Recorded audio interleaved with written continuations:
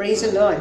ஏசாயா 43 அதிகாரம் 19 இதோ நான் புதிய காரியத்தை செய்கிறேன், நான் வனாந்திரத்திலே வழியையும் அவாந்திர வெளியிலே ஆறுகளையும் உண்டாக்குவேன் என்று சொல்லியிருக்கிறார். பிரியமானவர்களே, நாம் ஆராதிக்கின்ற தேவன் நம் எப்பேற்பட்ட கடினமான சூழ்நிலையின் மத்தியிலே கடந்து சென்று கொண்டிருந்தாலும் அவை எல்லாவற்றையும் மாற்றி நமக்கு புதிய காரியத்தை செய்ய அவர் வல்லமை உள்ளவராயிருக்கிறார்.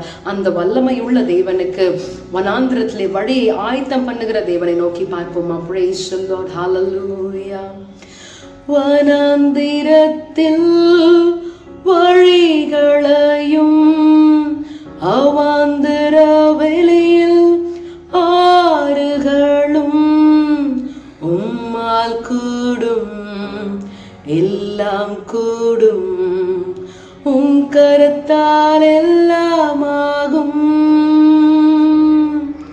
உம் கருத்தால் எல்லாமாகும். இல்லாதவைகளை இருக்கிறவை போல அழைக்கும் தெய்வம் நீரே,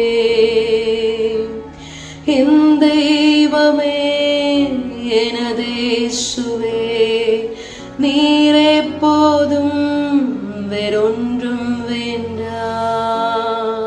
ஆமாண்டவரே, எங்கள் கடினமான சூழ்நிலைகளிலே நீர் மாத்திரம் எங்களுக்கு போதும்.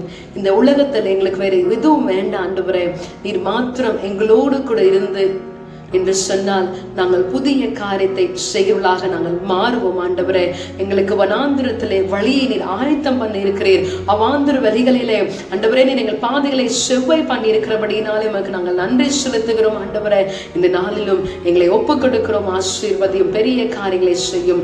துதி கனம் மகிமையாவையும் ஒருவருக்கே செலுத்துகிறோம். எங்கள் மீட்பெரும் ரட்சகரும் ஆண்டவராகிய இயேசு கிறிஸ்துவின் நாமத்தினாலே தாழ்மையோடு ஜெபிக்கிறோம் எங்கள் ஜீவனுள்ள நல்ல பிதாவே.